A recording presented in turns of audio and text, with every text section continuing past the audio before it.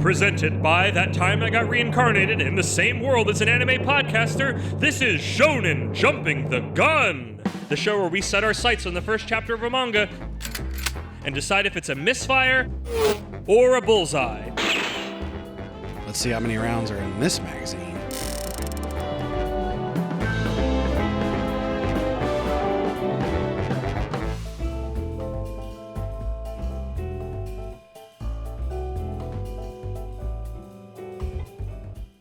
On today's episode, the magical revolution of the reincarnated princess and the genius young lady.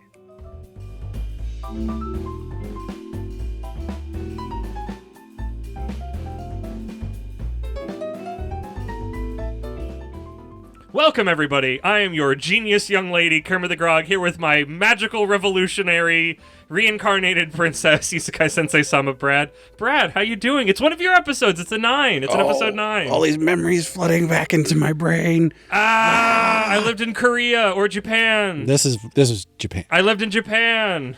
I understand the confusion. The worms are back. Most of the time we talk about this, it's Korea, but this time it's Japan. I wasn't sure. So yes, this is another episode 9, which means we are covering a light novel isekai brought to me by my co-host Brad that I will feel some way about. Feelings are good. Feelings are good. Feeling things is better than not feelings. feeling things. Yeah. Do you have any information on this that you wish to share before we delve in? There's an anime. Is it out or is it coming out? That's a good question, and I'm not going to look it up. You guys look it up. Who knows? Probably by the time you hear this, it'll be out if you're listening to it in the far future. Who knows? Maybe it'll get canceled before it comes out. That'd be egg on our face. Let's pretend it's out. Let's pretend it's out. The anime is out, but we haven't seen it yet. Anything else? How long this has been running? The place to read it? This has actually been coming out for a long time. A vaguish number of chapters. I'm Um, not going to hold you to it, but it'd be nice. I actually did not even... Man. I wasn't thinking about the research. They can't all be winners. Sometimes Brad's not as prepared as he usually is. Sometimes he's not always hitting dingers. Official English on Yen Press. Ah. Which it looks like there are...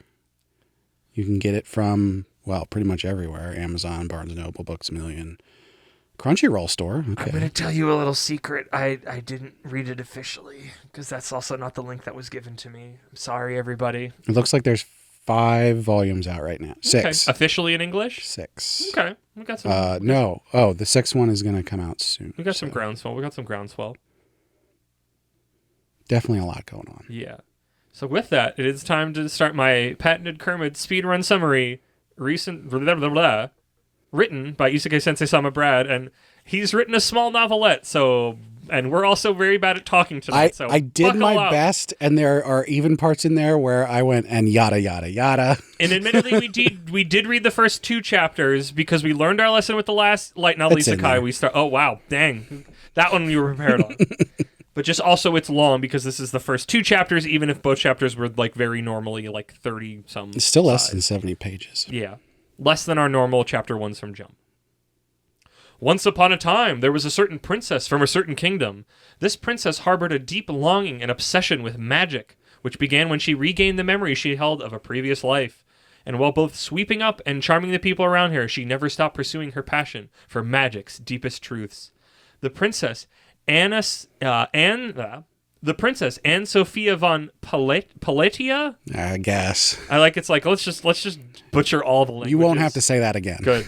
I'll have to butcher other names. The princess Anne Sophia von Paletia. There's no the placenta stands in the cold night air, readying herself for a broomstick flight. Her maid, Ilya, hands her a cloak and scolds her about doing dangerous things since she is the first princess. Anne cuts her off abruptly and shoots off into the night. The sensation of flight makes her reminisce about the time when she was a child, and the memories of her past life flooded into her head as she wished to soar like a bird with magic. Elsewhere, at a ball, the crown prince declares in front of the entire ensemble that he is annulling his engagement to Euphalia Magenta. These spellings are an affront to the English language, which is saying a lot, because the English language is already an affront to the English language. I mean, magenta's a normal word. Magenta's fine. I meant Euphalia is just like, what are you doing? That one you have to say a lot, so. I know. I can say it. It's just the spelling is like, come on, guys. Let's not be that extra. The daughter of the lauded Duke Magenta. Everyone is taken aback, but the prince goes on to accuse Euphilia of doing terrible things to another girl, Rihanna. The prince had grown close to this girl in spite of being engaged, and even though Euphilia had only respectfully confronted Rihanna about getting close to the prince, rumors had spread out of control that bullying had occurred, even going as far as attempted assassination. A loud argument ensues between the prince and Euphilia, which is then interrupted by the prince's entourage, who declare that they are eyewitnesses to the alleged incidents. Well, if you've ever read any other villainous manga, this engagement annulment event plays out just like every other one you've seen. Except as the climax is reached, a sound from outside grows louder and louder until crash! Princess Anne comes smashing through the window and tumbles to a stop right in between the prince and Duke's daughter. Anne seems to have no idea what's going on, but her brother, Prince Al, is furious at being interrupted. The crowd murmurs about Anne, as she isn't often seen, since she is somewhat of an outcast, having no ability to perform magic. After some back and forth, Anne guesses the situation correctly, and then quickly makes a decision. Hand outstretched, she propositions Euphilia to come with her, and with no time to answer, Anne grabs her and flies back out the broken window she crashed in through. As they fly through the night sky, Euphilia asks why Anne is doing this, to which she replies that if Al doesn't want Euphilia, Anne will have her hand instead. This ends Chapter 1, which is enough of a hook for a villainous sand, but we continue to Chapter 2 to get a bigger picture and to get a high enough page count.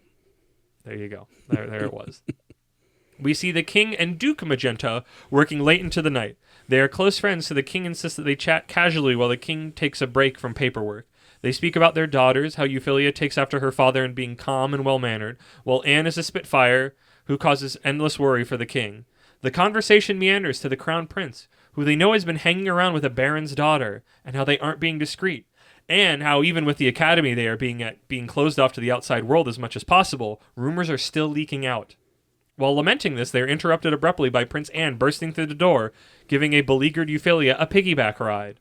Anne declares that she has kidnapped Euphilia, to which her father the king responded by giving her a lump on her head. Anne tells them that it's only because Al canceled their engagement. The king is dumbstruck and looks to Euphilia, who confirms and bows in apology. The king is furious and curses the prince for doing something so foolish, but Euphilia is scared from the outburst. Duke Magenta, in classic story-driving misunderstanding fashion, says some things that can easily be taken as scolding Euphilia for being cast aside.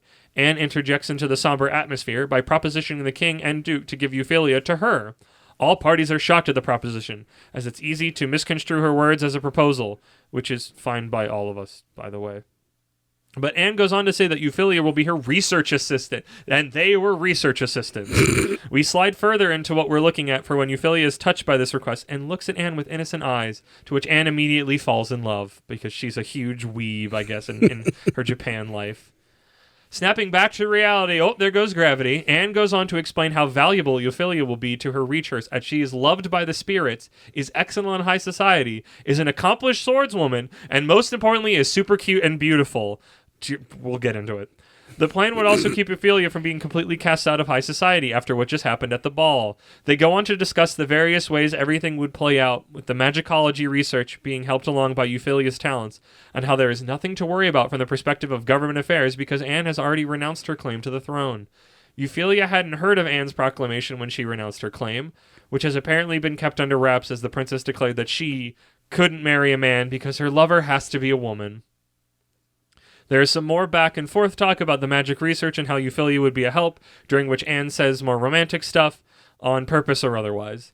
During all of this, the Duke looks at the scene between Euphilia and the princess and comes to a revelation. He bows to Euphilia and apologizes for placing his high expectation on her. He tells her that it's her decision to make and to not worry about the engagement. We cut to later, after a decision has apparently been made, and the king and duke are discussing the events. They lament the situation and muse on the possibility that the prince will need to have the title of heir taken from him. But the duke is positive in this, and as he's optimistic about Anne becoming queen, even if she doesn't want to. Shifting focus to the princess's palace, Anne and Euphilia are talking about how they will live as they approach the front door. Anne assures Euphilia that it will be easy to make herself at home, as the only other person in the palace is Anne's maid, who greets them with an ominous look as they open the front door. Seeing as the princess is about to be scolded again, we are left to wonder about the drama about to take place and where the potential romance between a princess and a duke's daughter will lead. I suspect it will be a revolution! That was a lot of words. You did a good job. I did an okay job for a night where we can't talk very well. I was a little worried as I was writing that, and just because things just kept happening. It's popping off constantly. And it was like, oh, well, that's important. Oh, got to put that, But if you are familiar with, engagement annulment stuff in villainous manga, the first chapter is relatively straightforward for you. Okay, I'm not, so they weren't. Yeah. I was very confused. I was like, did this lady... I also got confused for a while because I did not figure out that when the annulment was happening that was a different woman than the woman who's like, I love magic and I have prior memories. Like, I didn't figure out what they looked like. Really? So, like, halfway through, I finally figured out, oh, this is a different woman, and this is just a completely, at the time, unrelated scene until I will Anne give comes you crashing through. that they look slightly similar, but Euphilia has much longer hair than Anne. Brad, I didn't know for a while. I'm not going to blame the manga on this one. I'm going to blame me, but I'm that's more of my point why I was really confused about what did the magic have to do with the scene, and the answer was it didn't. These are two characters, and they will become relevant to each other. But I was because I was just like, what's happening? Who is this character? Why is there an element? Did she do these things? I don't even fully understand what she's being accused of and why she doesn't say they didn't like. And I was like, and then these other guys come up and they're like, she definitely did it. I'm like, did she? Like, I don't know. It was all very. Sometimes the villains did do that stuff. Like she just showed like I'm here. Like I was just with Anne who needlessly got her memories back, and I'm like, well, why was that important? That didn't. It just were. I was just confused. I would spend a lot of these 2 chapters gripping and confused. Quite honestly, I was reincarnated and got my memories back stuff is a bit inconsequential. Exactly. It didn't seem like it was important at all. It just seemed like she could have been a magic wonderkin and always dreamed as a child of wanting to fly. Like, there was no point where I'm like, okay, at least that gave you a little bit of like reasoning of what you're doing, and maybe more of it shows up later. But it felt very like we are obligated to do this because it's the genre. But I don't know that they make it more important because she's got these memories of a technologically advanced world, and she starts making magic items that mimic those things. I got a little bit of that vibe because there's like a self-heating coffee pot that they talk about that we didn't have in the summary because there was a billion other important things to talk about. It really isn't brought up in these first 2 chapters at all. So not outside of literally her telling you that happened to her. They are not important. I mean, like if you're thinking about that, you can come to the conclusion we did of like, oh, because they tell you that she invented that coffee pot, and you're just like, oh, that's because she comes from our world. So, but hey, open lesbian. Sure. You know what? I guess. Was Anne a woman in Japanland? As far as I can tell, yeah. Okay. I mean, I liked this better than the last one you brought to me, but like this was one where I'm like, this is over my head. Also, I continue to not like these tropes. Some of it is also, I think, I don't want to, it's either this episode or at some point in the future, and I don't want to just have like a one homie stitch and bitch, but it's just like, I hate the monarchy. I had a hard time growing up trying to figure out my own family tree and all of this. Here's the king, here's the queen, here's all these princes and princesses and dukes, and it's just like, I don't know. Well, to be fair, care. This one's actually pretty easy because there's just the king and the queen. Anne is the first child, the first princess. Al is the prince, the second. You can call him Al. Adelgard. Sure. Or something like that. I'm going to call him Al. That's what the song is. And that's it. It's just the 4 of them. But what about the other guy who's talking to the king? So that's Duke Magenta. He's just a duke. What's a duke? They might be related distantly, but a duke is basically like a governor. So What's up, governor? If you liken it to the United States government, the king is the president. Yeah. And, there's other stuff. The duke is like a senator? A duke would be more like a governor in that, like, they are in charge of a huge territory land that is a part of the bigger kingdom that the king is in charge of. They have a lot of autonomy. Sometimes they're closely related to the royal family and could potentially become the king if the king didn't have an heir or something like that. they're basically number 2. Okay. In terms of the kingdom. I was confused while reading it, but now that you describe it, it does feel very simple and easy and connected together. But I know when I was reading it, I never know how any of that stuff connects together and who's related to what and all that. So you tell me about this. My opinion doesn't matter. I don't have anything compelling or interesting to say that's not my normal little pouty isekai light novel garbage. I want something interesting to talk about. So I love villainous manga. You have an entire other series about it. But those are villainous manhwa. But villainous manga, while there's a lot of similarities, the manga do even their own thing that I still haven't figured out why the villainouses specifically I just love so much. There are multiple anthology manga where it's like 8 or 12 different like one-shots. Oh. And the villainous ones, it's not just villainous ones, but I read those villainous ones ravenously. And it's a different story every single time, but most of them have like the engagement annulment event or something like that. And I just can't get enough of it for whatever reason. That said, this one, it's so refreshing because most of the time you have the villainous, the person who's being annulled, having their engagement annulled, they turn the situation around somehow. Or I guess the way this came about in the first place was that you'd have a story, you're following the person the prince falls in love with, and the villainous actually does bully them and maybe tries to kill them or anything.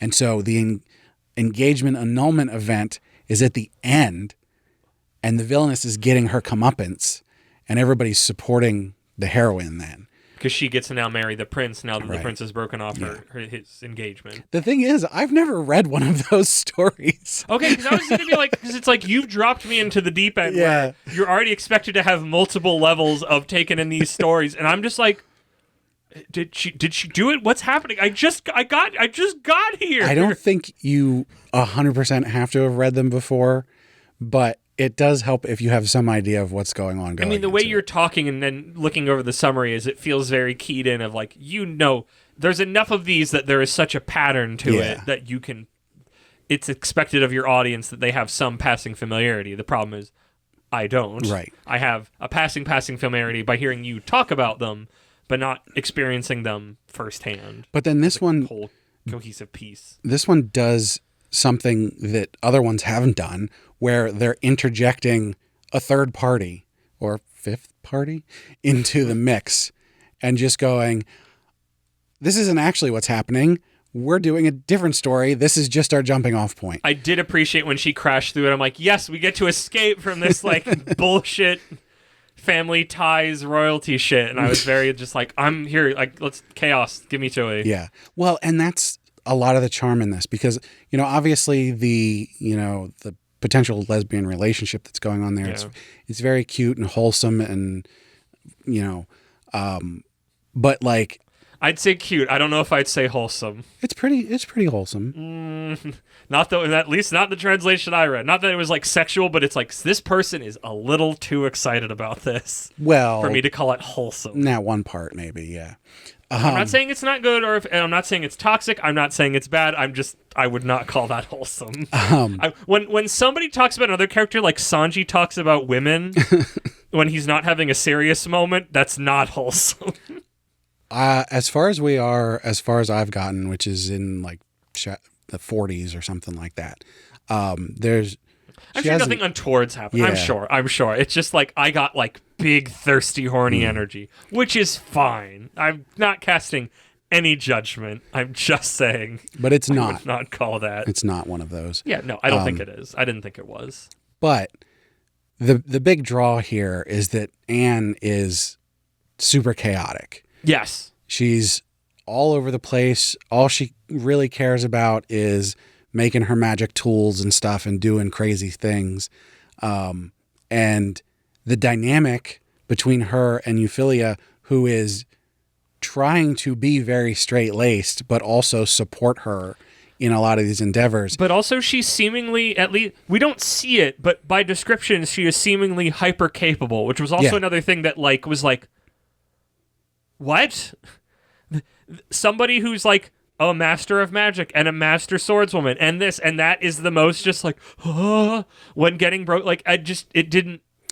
I think I was told and not shown all those things. Yes, and that's a fair weird. That's a fair criticism. I was kind of a little miffed at that. Like you can do that a little bit when it's like a Mary Sue level like list of like, and you're the best at this and the best at this, and it's like I didn't see any of that in the first 2 chapters, even though I spent a sizable chunk of them with you. You definitely was kind of. You get that. I'm farther sure we on. see it as we keep going, but it just felt like I'm loading up this character we have to spend a lot of time with all of the boons from the run the new game plus run, so I get all the big end game powers right at the start. But a little cheap. I think what they're going for in these first couple chapters is the fact that Euphilia has been in such a high position and being so talented and smart and everything for such a long time that being confronted in this situation is so foreign to her that she's like... No one's ever confronted me before, so... Because she's always been kind and amazing and smart and talented and everything, and so there's no situation in which this would have occurred. Okay. I guess I get that. You definitely pick up a lot more farther on. But I do think your criticism of lacking that, just being told instead of seeing anything, not even flashbacks or anything. Because it's like I'm being told this is a hyper-capable, hyper-blessed individual, but nothing I've seen in these first 2 chapters even begins to make me think this character is those descriptions at all. Yeah. Outside of the relationship, I mean, I by and large don't know how the villainous mangas move regardless. But, like, outside of the relationship, I don't know where this series goes. Because, obviously, I mean, maybe it's just this small... Like, it feels like we're going to have, like, bigger world political maneuvering. But mostly it feels like we're just going to have... The thing that I have the thread the most on is just them in this big mansion. Just the 2 of them and the maid. Researching magic and getting into relationship shenanigans. Well, and I'll tell you what. If that's how it had just moved forward, I would have still been on board. Of course you would. Like that kind of stuff. This actually goes pretty nuts with like actual mystery and like politics and all this kind of stuff going on. It's the prince and the baroness's daughter, that all comes back and is like a whole it's much wider reaching than these first 2 chapters would lead you to believe. Well, it seemed it was one of those where I was curious about it because it's like I can only follow that thread, but it's like we've mentioned these bigger political maneuvers because we have a king and a kingdom and all these things. That's if you're going to have that setting, part of what you want to do is all the political maneuvering between all the different groups and the royalty levels and yada yada yada. But like also there's pieces of like Anna specifically renounced her thing to the throne and is kept away from it. Like she stays away from everything. So it's like, well, if they're just kind of settled off in this mansion, like how much, and like also whatever the frig frag Alo's up to, it's like how much can they get up to without drawing that ire? Like I don't know how the machination works, so it's like no, but that's exactly it. Because there's a whole like the but magic. But it did seem like they have to get up to something because you can't just. This feels like more than just a small romance story because it is not that that's a part of that's like a part of it, but like. There's more going on. Like it shows some of its hand. I just don't know how we get there, and I guess that is intriguing to me. And then because of curiosity. Throughout all this other stuff going on, Euphilia falls in love with Anne by seeing her going through these things, how strong she is, how much she puts up with from people despite her, we'll call it a disability. Yeah. Basically every noble can use magic, but she can't. And she's basically shunned for it. And there's a whole plot line with like the Magic Association and that's such an isekai thing of like, I've got a disability, guys, but also I have a secret boon that makes me better than everybody else on this planet. So I'm actually better than you. Well, that's after she absorbs that dragon's soul. What? That happens. So. What are you talking about? Well, you have to read it. No, she gets her memories back, and that's what gives her all the that's what gives her the super bonus that she gets to just. I don't know. Hey, hi, I'm it didn't do her much good until now. Yeah, but that's we're here now, and that's what matters. We didn't see that. If I didn't see it, it didn't really happen. But there's something important there normally you get, they're isekai'd and they've got this superpower or whatever cheat. No, yes. And she's just like, the only power I have is that I remember stuff, and everything else I'm actually worse at. But I guess it's my continual axe grinding with isekai of you got a bonus because by virtue of you being quote unquote from the future, you get to just bring everything you knew from the future to here, and that makes you special because you weren't special in life, because in your normal life, everybody knows what a coffee maker is. Yes, but what if you want to make a coffee maker and the patent office, I guess, that's the best I can liken it to, says, no, you can't make that because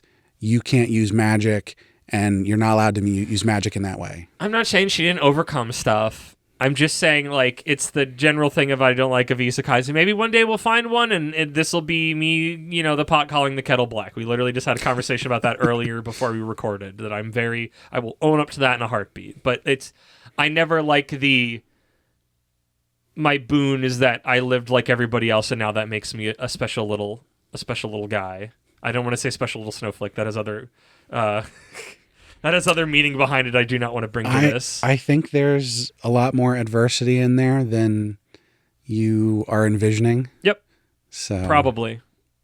I just don't like isekai. I just don't like light novel isekais. This is the lay of the land. Maybe one day, hey, every 10 episodes from this, you get another shot. You admittedly, before I even read this one, you said, we're doing this one. You're not going to like it. Well, and you know that? It worked better than telling me, I think you're going to like this one. You're finally learning your lesson my sister learned a long time ago. If you hype something up too much, it will blow back in your face when I don't love it. I specifically picked this one because we're still in the romance arc. True, yes. I do feel like that. We're nearing the end, but we're still in it. And this one is probably the best romance isekai I could come up with. You can't be serious. Really? Most not isekais, just don't, it's just all isekai. Most isekais don't have romance in them. Not like romance like you would want. You keep telling me that you're bringing me like the creme de la creme of these things, and I just don't get it.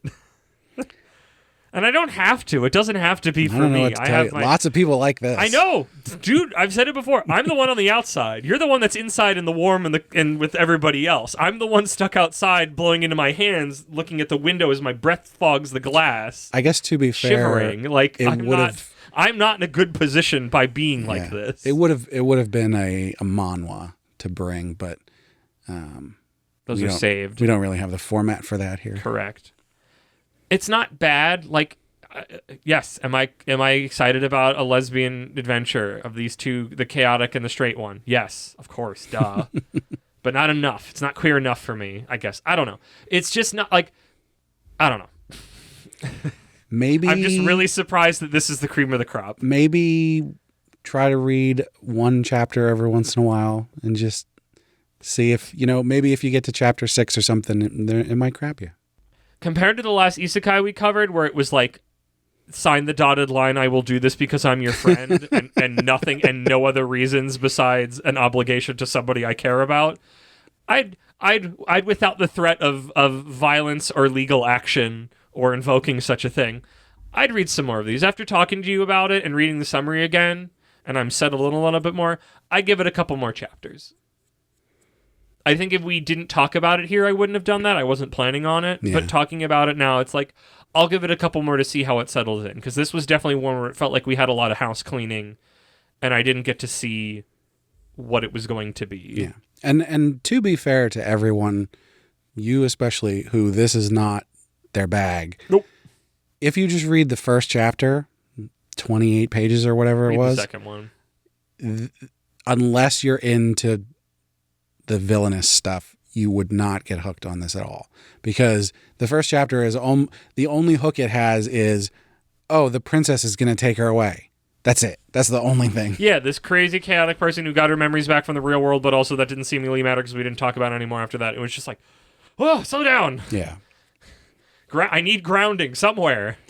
So, yeah, I mean, if I had the If I had the first volume, I'd let you borrow it. I'm gonna follow my chapters for a while. I think the translation I read was fine. I don't remember being too put off by it. Chapter 1's always seemed stronger. It would take you too long to get here, but later on, there's a character that comes in who is like another magical researcher.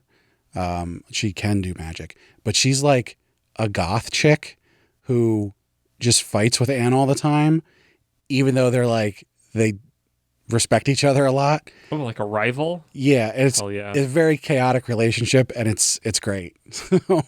But I don't think you meet her until like volume 3. I'm intrigued. I'll give it a shot. I'll keep going. Hey, Brad, this is progress. Yes, it is. I had my frustrations, but I'm ending this like, yeah, I'll poke my head in. I'm not glowing yet. We're not there yet. You're gonna have to work harder for that. Are we still gonna be in the sports arc for 49? Well, no, do you have a sports one? I mean, we did Baseball's War already. We haven't covered baseball. We've talked about it, but we didn't cover it on. I don't know. Didn't we? I don't want to. No, because I cast that out of the kingdom before I think we even had Shonen Jumping the Gun.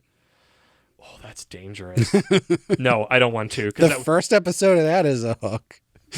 That is first chapter. No, I can't. If I didn't know the things that I knew and stopped. Yeah. Okay. Let's get back on track. See if I can find something else. Yeah. What are your feelings on this? This is one of my favorite villainous manga. So I'm going to have to say amazing. Okay. I can respect that. It's fine. Yeah, it's fine, but not derogatory. Fine, positive. Fine, hopeful. Fine, optimistic. Yeah, there we go. Fine, parentheses, optimistic. I feel like we've already made clear I would not buy the volume, but I would borrow the heck out of it from Brad. Feel like that's an apt spot to be at. In the vein of Frieren, but I liked Frieren probably more than I'm going to like this. It was a fun. Yeah. It'd be a good talking point. We'll have to watch the anime and see if it's worth it. I genuinely would be curious to watch the first episode of the anime, which if it's out at the time of recording, we might be watching directly after this. Yeah. Who knows?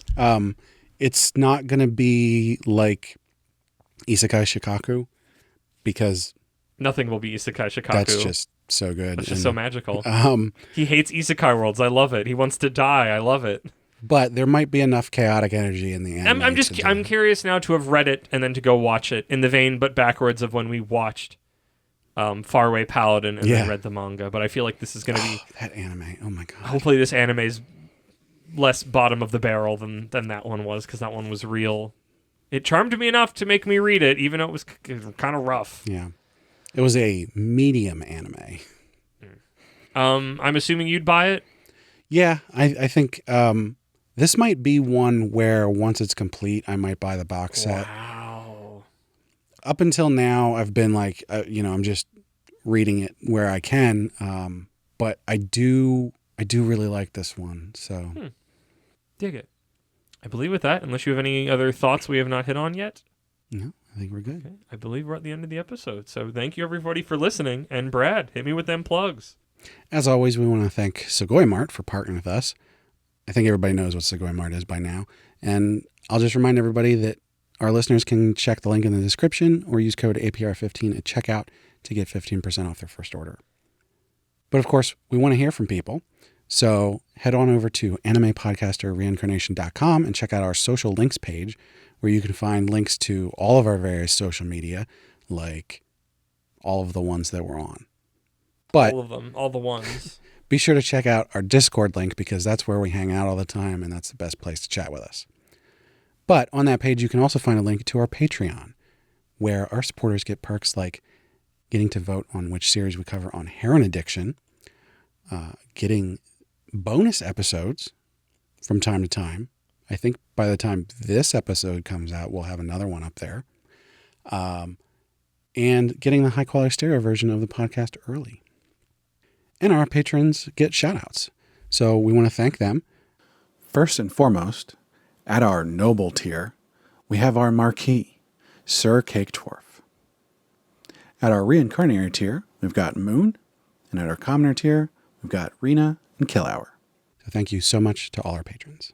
Thank you, Brad. And thank you once again, everybody, for listening. Make sure you listen to the other series on our podcast feed. And Brad, I'm annulling this podcast. This podcast is over.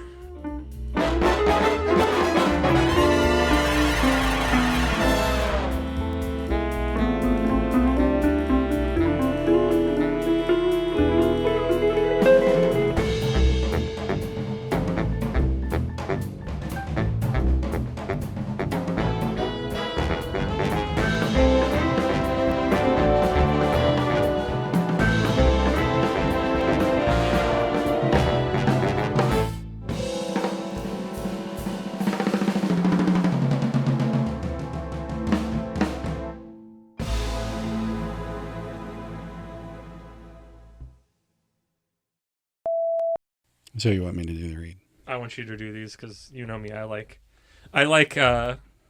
continuity until I get bored of it, and then we do something else. But right now, these being your special episodes on the nines. I like continuity 3 times. I like continuity until I get bored of it.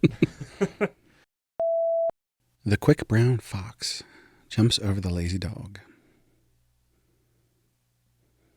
Sphinx of black quartz, hear my vow. Have you heard that one? Both of those are sentences that use every letter in the alphabet. Yes. I knew the first one. The second one I did not. I thought you were reciting some magical incantation. The second one is Isekai. so much better, and everyone should use it. But it's longer, isn't it? Also, then you have to know how to spell Sphinx. I don't... Do you want to start recording the episode, or we still bullshitting? We can keep bullshitting. I just am confused because I thought we were going to start the episode. It's better.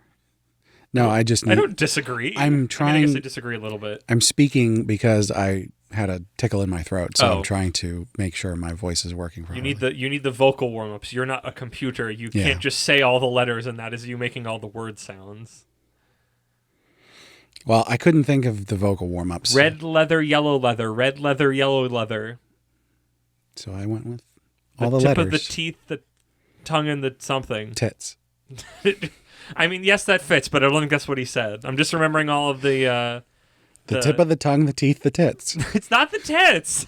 Raz did not say tits.